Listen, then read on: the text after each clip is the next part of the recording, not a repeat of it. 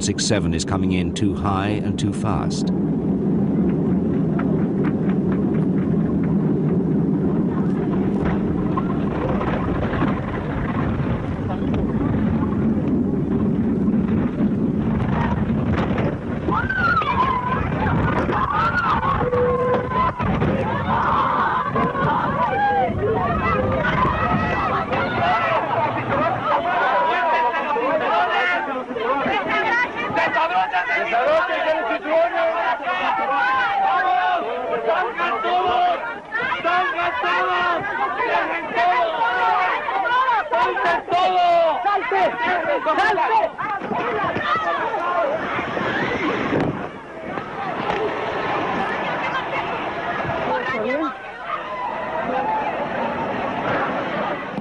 Incredibly, despite the terror and chaos, no one was hurt. The evacuation was successful. This was a modern plane with the very latest in safety aids. For this, the passengers can thank the work of the air crash detectives. San Salvador. Es increíble. Todo salió bien. Gracias a Dios, parece que no hay nadie herido ni nada parecido.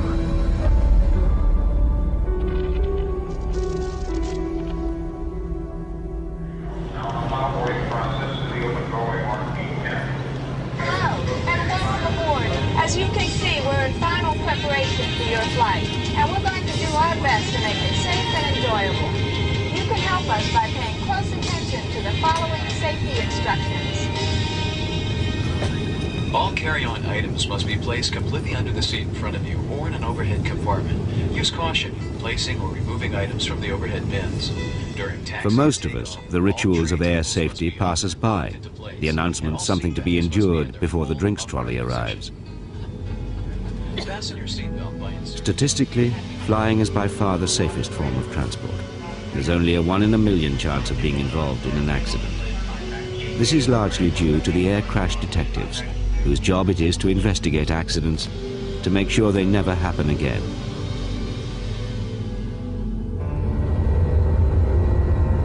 American air crash investigators belong to the National Transportation Safety Board, the NTSB, and this is their latest challenge. In July 1996, a TWA jumbo jet, Flight 800, crashed into the Atlantic just minutes after takeoff, killing all 230 aboard. There was an explosion in mid-air, and still, several months on, no one knows why.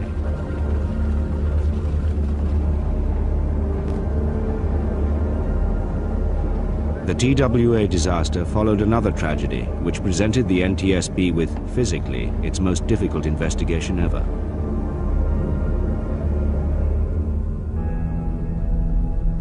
There has been a terrible air crash just northwest of Miami International Airport, a ValueJet DC-9. The ValueJet DC-9 plummeted into the alligator-infested swamps of the Florida Everglades shortly after takeoff from Miami International Airport. Very deep. We see people waiting out there, and it is very hard to believe that there is an airplane under all of this right now. Where is the wreckage of this aircraft? I mean, it seems to be only just little pieces, bits and pieces. Sources say the plane slammed nose first into the swamp at more than 300 miles per hour. An eyewitness saw the jetliner nosedive at a 75-degree angle. And he was doing, you know, a turn like that. I didn't know what was going on.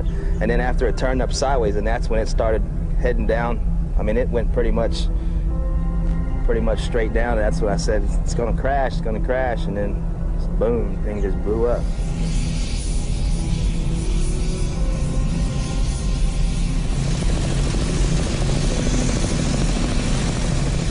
At an airport in Washington, the NTSB's elite GO team assemble. They've been called from their homes. They've no idea how long they'll be gone. From the time we got the call to the time we launched the airplane with a full team going down to Miami, it was 3.5 hours, which was a very quick launch for us.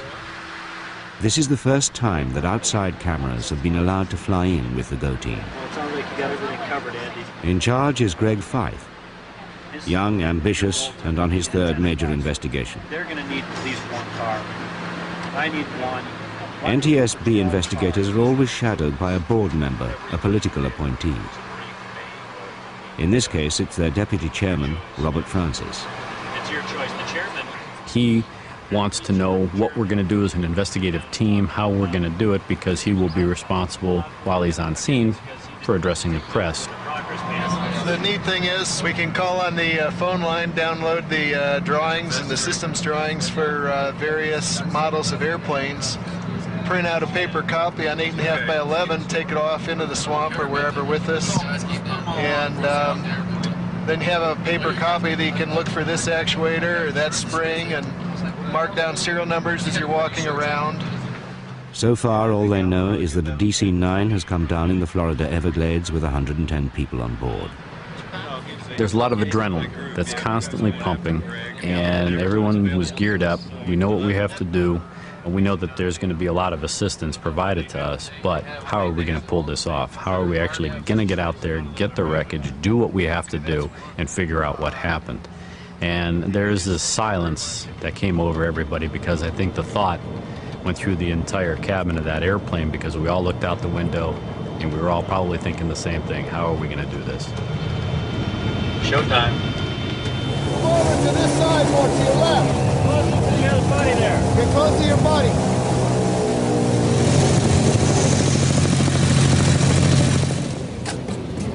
Prefer not to, because they're going to lose them.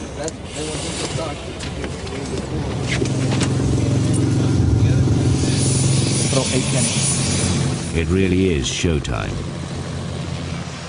Being America, every NTSB investigation is carried out under the full glare of the media.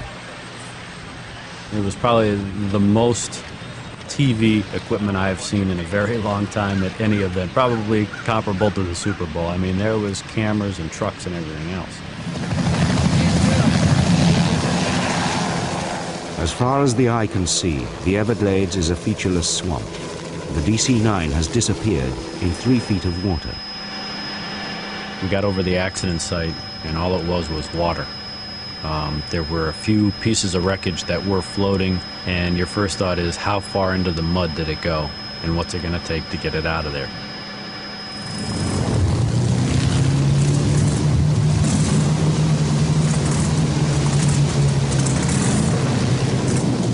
The area around the crash site is awash with aviation fuel and hydraulic fluid.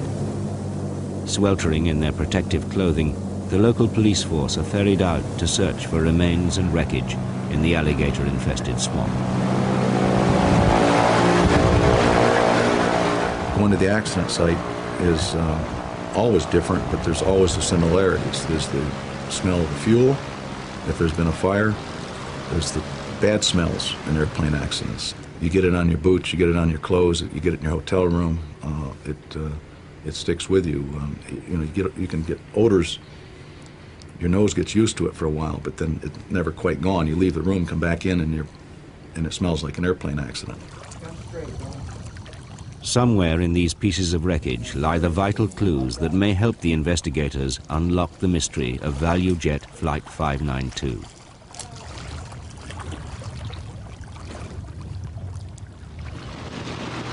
Greg Fythe's priority is to find the 2 so-called black boxes buried somewhere in the swamp. The flight data recorder contains an electronic record of what was happening to the plane, and the cockpit voice recorder tapes the pilots' voices.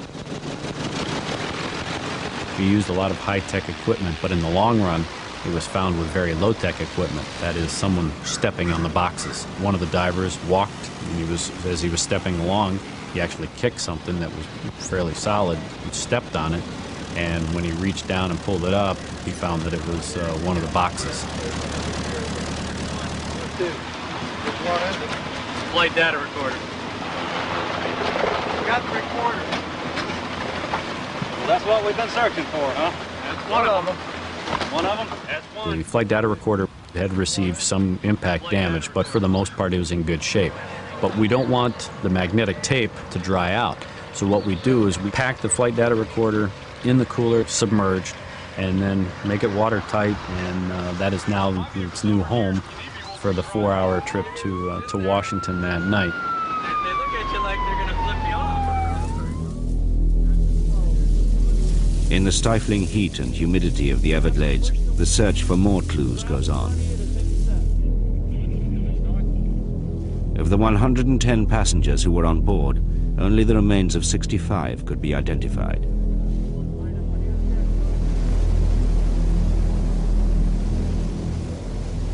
Blackened wreckage and singed dollar bills pointed towards a fire in the aircraft.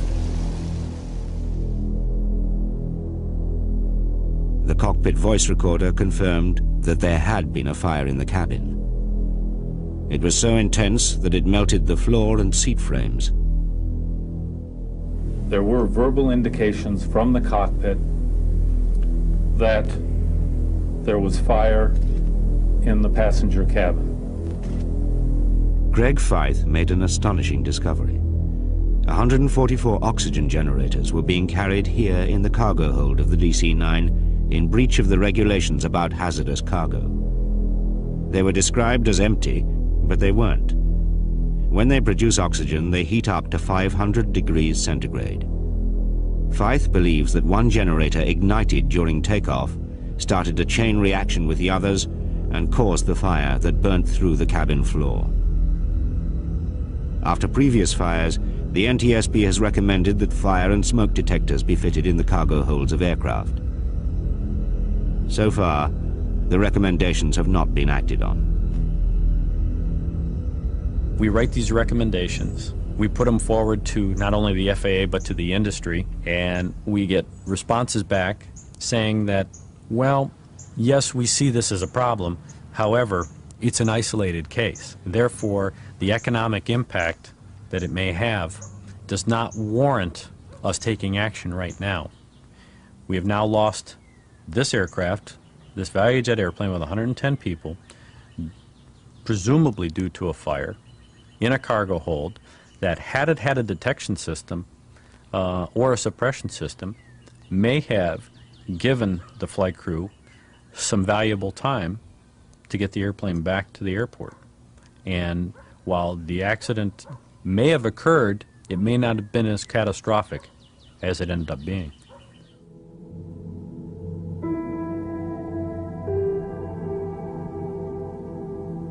What may have happened in the last minute of flight that we don't have information for is anyone's guess. None of us were there. You can probably picture, if you were in that situation, what might be going on. And as an investigator, it's hard not to do that. What these people were experiencing, what the flight crew was trying to do. You know, each of us has our own idea of what was probably happening, but it's anyone's guess, and your imagination can run wild with what was happening in that cockpit and in that cabin, given those circumstances.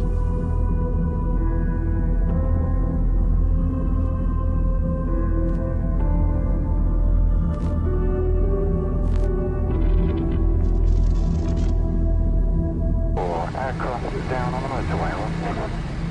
Britain is the birthplace of crash investigation, and it's 8 years since the Air Accident Investigation Branch has had to attend a major crash.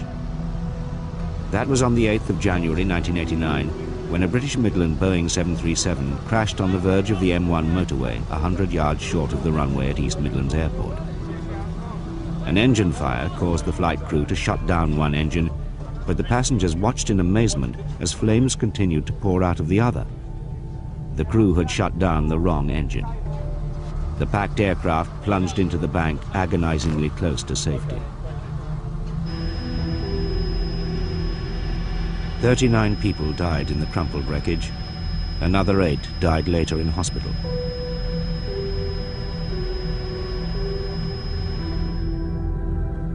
Confronted with a scene of absolute disaster, whether it be Lockerbie or Kegworth, the average reaction is, Jesus, where do you start here? Where do you start? Our job in life is to investigate accidents and serious incidents to civilian aircraft, and the object obviously is to find the causal factors for accidents and to propose recommendations to improve aviation safety. Purely recommendations. I mean, this is really our workplace. A major accident scene is where we go to work. It's like a surgeon going to the theatre, you know.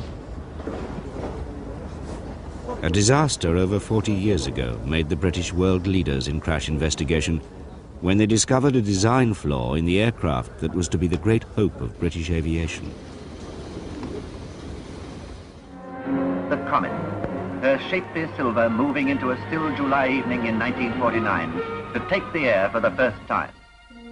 The de Havilland Comet was the world's first jet passenger aircraft.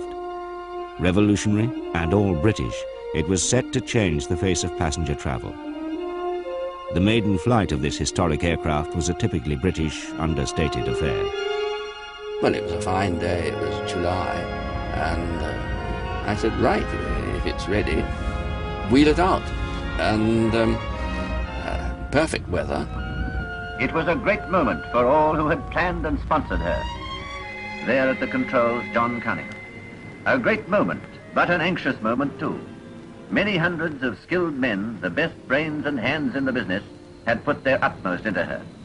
What snags could possibly develop? And yet you kept your fingers crossed. Went through the cockpit check and away.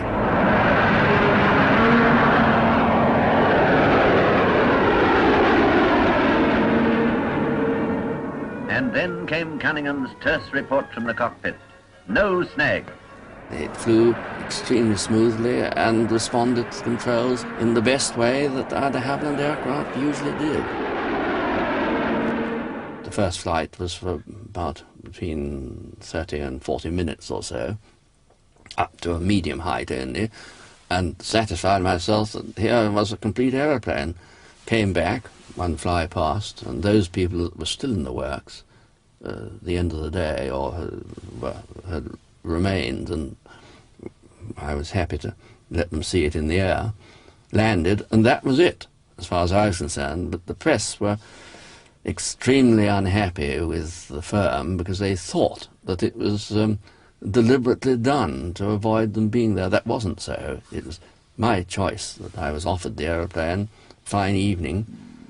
Well, off we go. 6 weeks later, at the Farnborough Air Display, the Comet made her first public appearance to face the critical eye of the airman's world.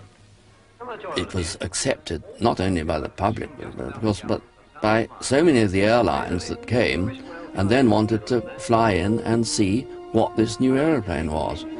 And the problem really was one of, could we build them quickly enough?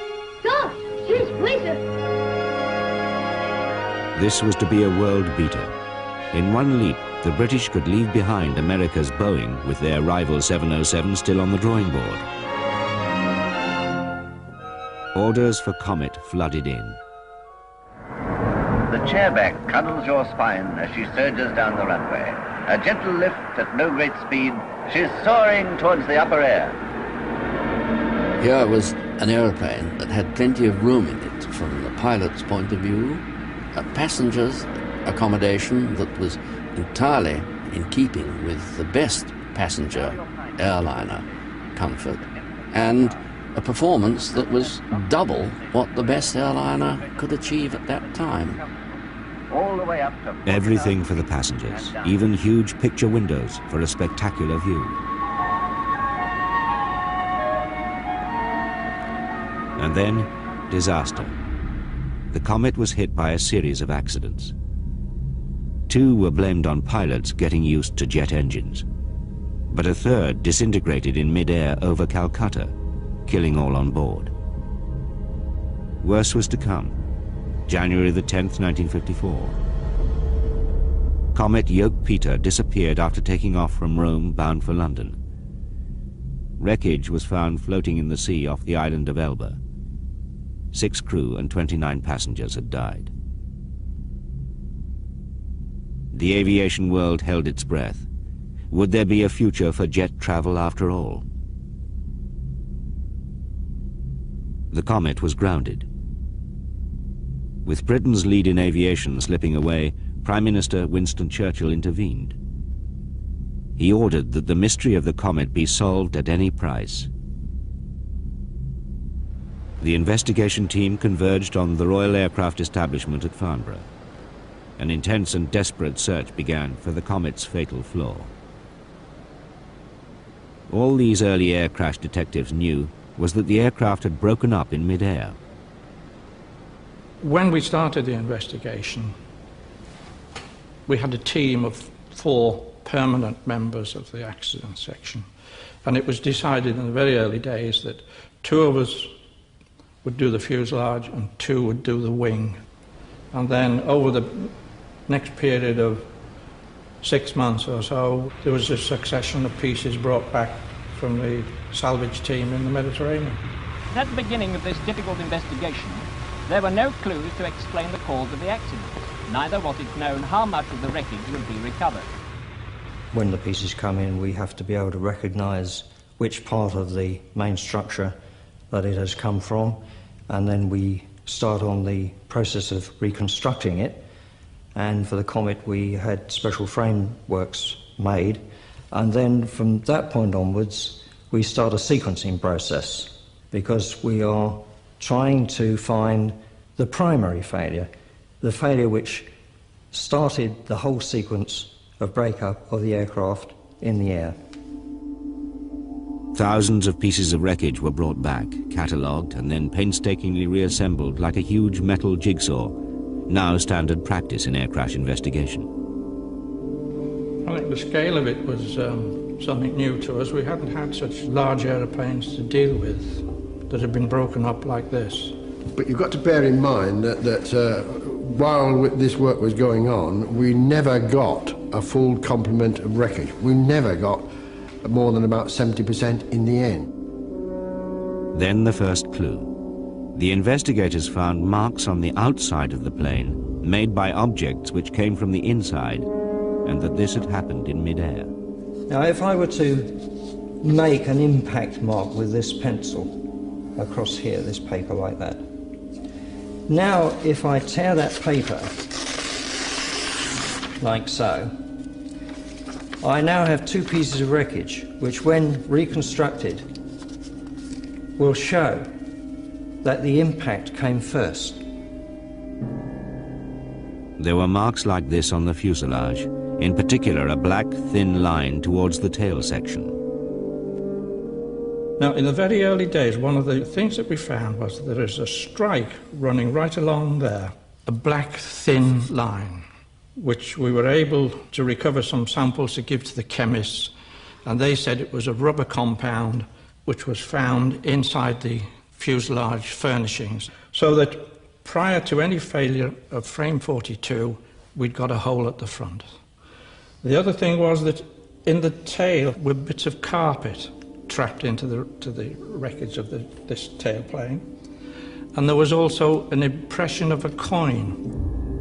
The carpet and the coin were further proof that something had made the cabin burst open in mid-air, flinging its contents outwards. To find out why, the investigators took a gamble. They sent a team of pilots and scientists up to fly a perilous mission in an unpressurized Comet laden with instruments. Would the same thing happen again? Anne Burns was one of the scientists involved. Well, there were a lot of safety precautions. We had this parachutes which opened automatically in case one was thrown out of the aircraft unconscious. And when one got down to 13,000 foot, the parachute would open automatically. But this was rather embarrassing, as if you forgot to disarm your parachute. It would open inside the fuselage. There'd be a horrible crunching noise at the back, and your parachute would start ballooning out. I don't think people were very frightened or apprehensive. There's always that sort of feeling, it can't happen to me. Of course, one's very occupied with the instrumentation and everything. It was a great privilege to fly, take part. The real trouble was that we were flying unpressurized on the high-altitude flights, and that was very uncomfortable. People got the bends. The aircrew and observers spent many tiring hours concentrating on their instruments. No chance of a smoke, but a peppermint helped.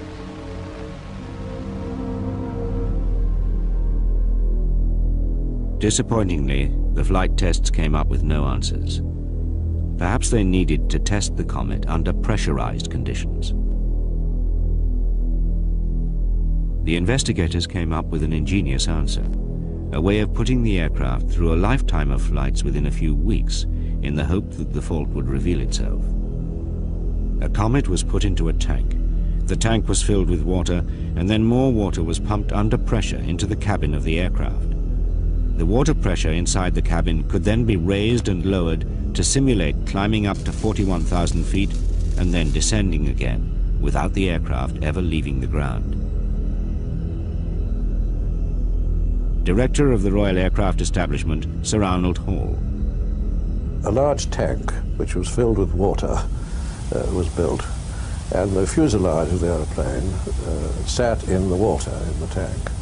The wings came out through sealed sides. The wings had jacks under them, which simulated the force coming on the wing as the aircraft took off, changing during the flight and coming back on when it landed.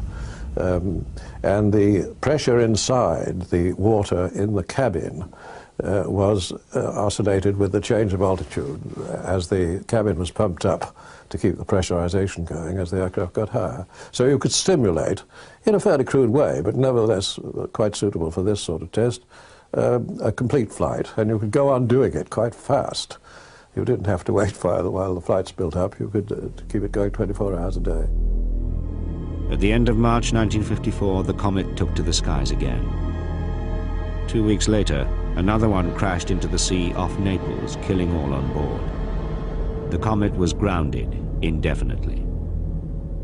In that first 2.5 weeks, we had got to the stage of simulating about 1,900 separate flights.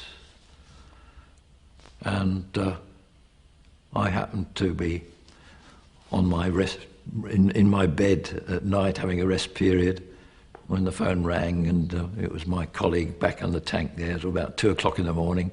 He said, "Oh, you better come in, we've got a failure." So I said, "You've what?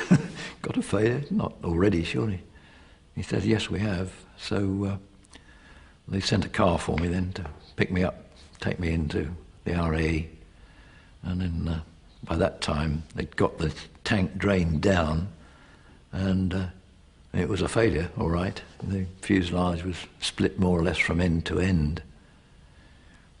Initial reaction was, well, one of disbelief, and said, well, you know, either there's something wrong with the test, or there's, you know, there's something here we don't know about. And of course, it was something we didn't know about. They had come face to face with aviation's newest problem: metal fatigue in pressurized aircraft. The comet's windows weakened the structure. Finding this design flaw made the reputation of Britain's investigators, but doomed the comet.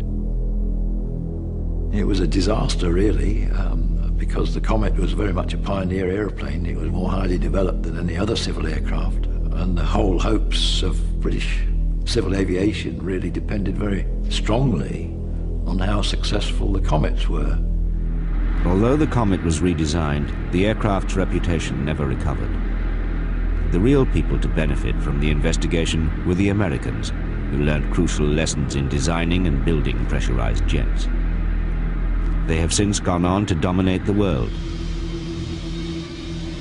But 20 years later, a design flaw in one of their aircraft led to the biggest scandal in aviation history.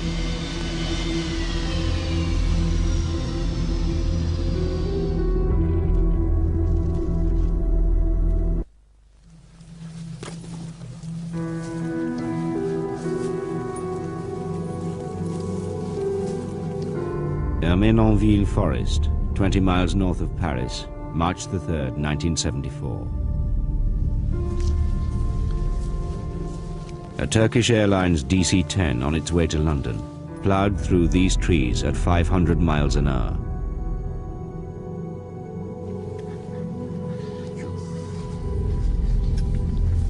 All 346 people on board were killed, most of them British.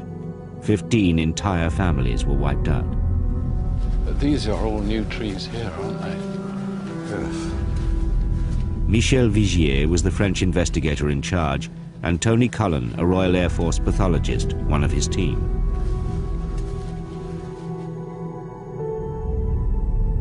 Well, it was the biggest air crash in the world at that moment. DC-10 completely destroyed. I couldn't believe that a DC-10 could be devastated in such a way. One imagines that an aeroplane will stay more or less in aeroplane shape, but you wouldn't have known it was an aeroplane, really. There were bits of aeroplane and bits of baggage and bits of seats and so on just hanging from the trees, and it looked like a Christmas tree. I don't suppose for 1 minute that any of them really knew what was happening.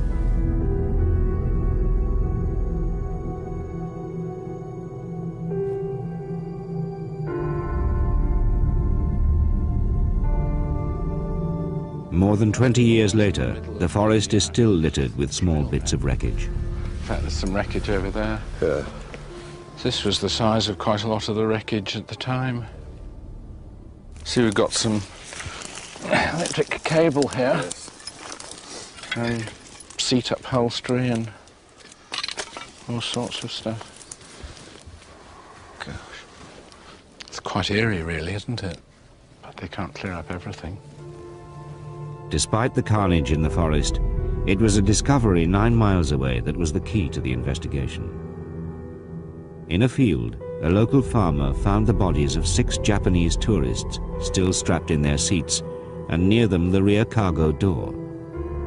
A baggage handler at Orly Airport was immediately blamed for not closing the door properly. But this wasn't the first accident to a DC-10 involving the cargo door. Aviation community has got previous alert, so it's easy to deduce that this accident should not have occurred.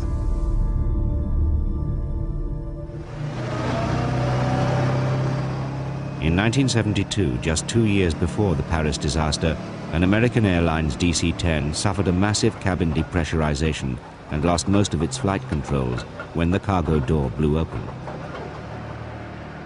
The captain that day was Bryce McCormick.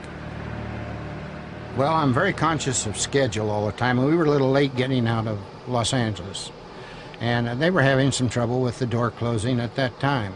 And the cargo handler couldn't seem to get the handle down. So he applied his knee to the handle and pushed on it with his knee, and it went closed. But the air vent door to release the pressurization stayed cocked a little bit, which was an indication that it wasn't properly closed, but he didn't realize it. And he thought about it, so he called a mechanic over to take a look at it. And the mechanic thought 707 door, that's all he'd been trained on. He hadn't been trained on the cargo door on the DC-10. So he thought, well, it'll blow shut from pressurization. The door, this particular baggage door that's been the subject of all this, is not what we call a plug door. A plug door is one that, of the type that you sit next to in a cabin, where the more the pressure is inside compared to the outside, that door will seal itself more. The baggage door is a different thing. It's essentially hinged so that it'll open on the outside, from the outside, for obvious reasons. It makes it a lot easier to open the door and store things and so forth. Well, given that situation, given the pressure inside being higher, it's obvious you have to be very careful to lock that door. But the cargo door on Bryce McCormick's plane wasn't locked. At 10,000 feet, it was ripped open. The dramatic loss of pressure caused the floor at the rear of the aircraft to collapse, which in turn severed most of the flight controls. Only the pilot's extraordinary skill saved the day. My headset flew off, and I was hit in the face with a lot of dirt, dust, and rivets. Every airplane comes out of the factory, they just cannot get it absolutely clean, spotless. Give it one depressurization, it'll clean it. Once on the ground, Bryce McCormick saw the extent of the damage and realized how lucky they had been. Now I looked down, I could see that part of the door still hanging on. I realized then it was the door that had caused the problem, but I still couldn't figure out why it took all the controls. After the accident, Chuck Miller urged the Federal Aviation Administration to issue an airworthiness directive requiring DC-10s to be recalled to fix the cargo door. But the FAA is both the regulator and promoter of aviation, and is often accused of being too cozy with the industry it's supposed to control. In a gentleman's agreement with McDonnell Douglas, the FAA changed the proposed recall to a mere recommendation that airlines get their planes fixed.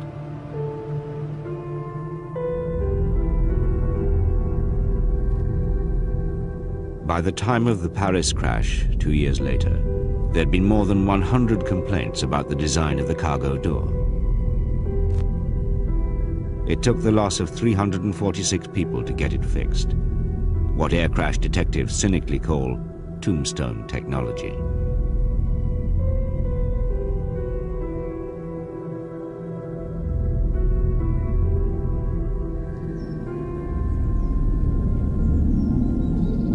Certainly after the Windsor, Ontario incident, we felt that this was perhaps an avoidable accident, and that is very sad, because the whole purpose of accident investigation is to find the cause so that accidents may be avoided. Paris was a landmark accident in the history of aviation, in the sheer number of casualties, the litigation, and the damages. I see people are finding little pieces and putting them on the memorial still.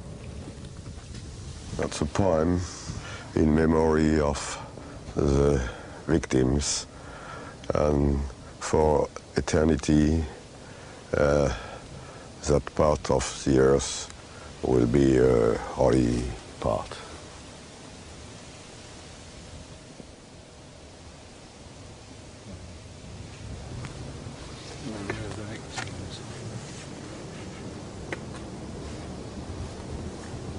Makes you realize the magnitude of the disaster when you see all these names. There is only part of the names of the victims. Turkish, English, Japanese, French. Some French. McDonnell Douglas have never admitted responsibility for anything to do with the cargo door, but their lawyers and insurers eventually agreed to a multi-million-dollar settlement on behalf of the victims of the Paris crash. We come with a job to do, and we try and be professional about it and not to let our emotions interfere with our job. I find actually this visit more emotional than the first one, which may be surprising, but to me, coming back, as it were, 22 years later is more moving than the first visit, because we were there to do a job and find out what had happened, and we were busy. And this is something I've never done before. Yeah.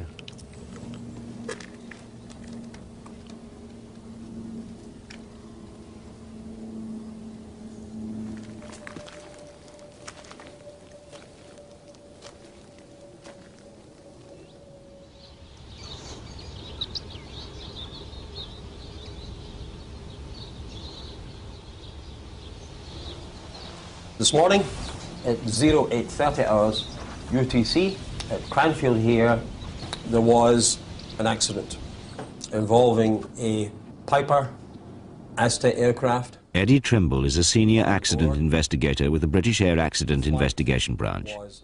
Every summer, he helps to run a course for would-be accident investigators. We'll show you where it is. The Aztec is roughly in this position here, and it's gone into the southern edge of the woods. Most countries now have their own crash detectives, and many of them are trained here at Cranfield. The screen for just like the hit on the left side and the aircraft will be on the left side. All right, gentlemen, another 5 minutes and then we'll leave Team 1 on site, okay? Basically, it's to teach them the general approach to accident investigation, and it's really the same procedure you use here as you will use in a major accident. All you've got in a bigger aircraft is more complexity in the systems. They've been listening to lectures for 4 weeks on all aspects of air accident investigation. They've had a lot of presentations from our guys on real accidents, mostly major accidents, civil and military accidents. And this is really the first chance they've had to put that together and to actually go hands-on and employ the techniques that they've been taught, you know. Investigators are looking for the cause of accidents and how to survive them. With the best will in the world, as long as people design, build and fly aircraft, there are going to be accidents by the sheer nature of the business.